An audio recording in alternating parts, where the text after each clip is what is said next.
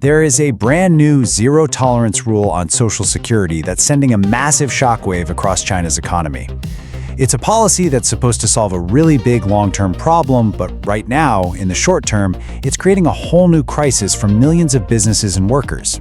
And it has sparked a furious national debate. This quote from a small business owner, it just cuts right to the heart of the whole mess.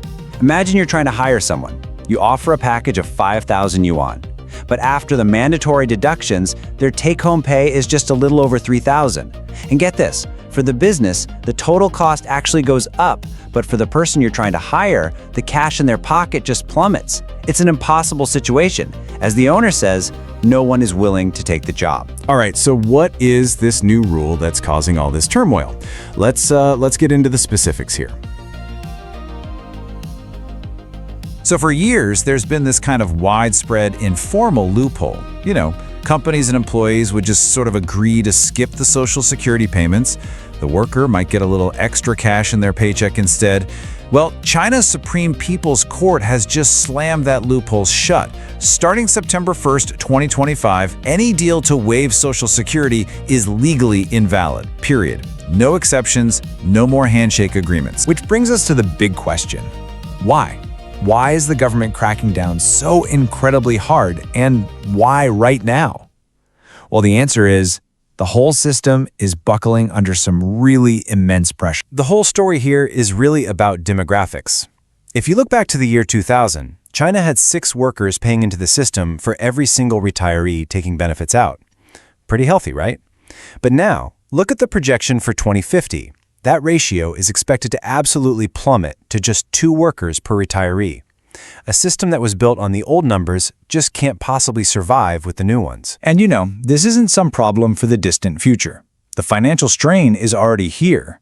In 2020, the Social Insurance Fund recorded its first ever annual deficit, and it was a staggering 621.9 billion yuan shortfall.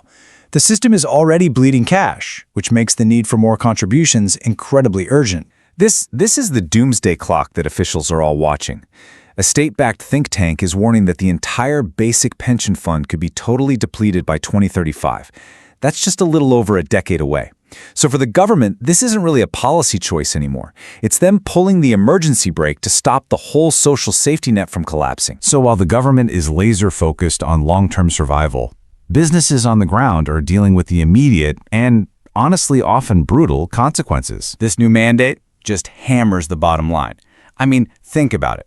For manufacturing plants that are already on razor-thin margins, maybe 5 to 10%, this isn't just a cut in profit. It turns them into a money-losing operation overnight.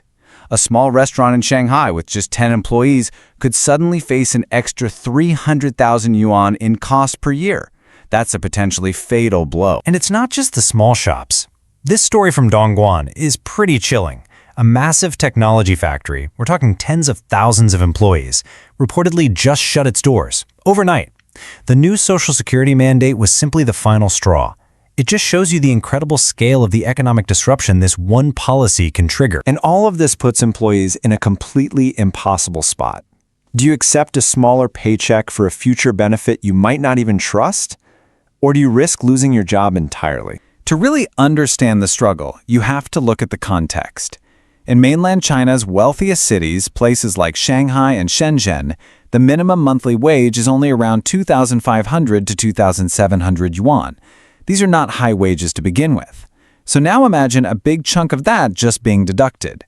The comparison to Taiwan's minimum wage, which is over 7,000 yuan, really throws into sharp relief the financial precarity that a lot of mainland workers are facing. And the risk isn't just getting lower pay, it's about getting no pay at all.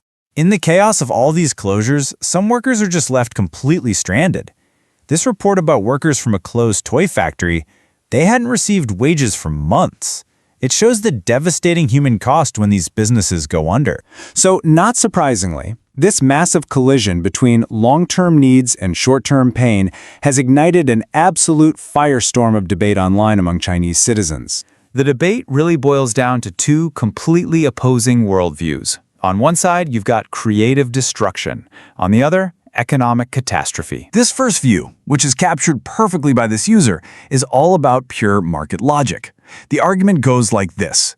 Any company whose entire business model depends on skirting labor laws is basically a backward enterprise. So forcing them to pay up is seen as a healthy, necessary purge of the market that's ultimately going to lead to a stronger economy. But that view gets met with a swift and really sharp reply. This user voices the fear of millions, basically saying that the whole creative destruction argument is pretty easy to make from the comfort of a stable, secure job. They're asking the critical question: what happens to the economy and to jobs when the small businesses that make up its backbone are all wiped out? And this final user brings the abstract debate crashing down to a stark human reality. They pose a direct challenge. They're saying, okay, you agree that companies that can't afford it should close, fine.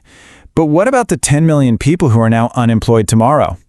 It just completely transforms a theoretical economic debate into an urgent social question. So where does all this leave us?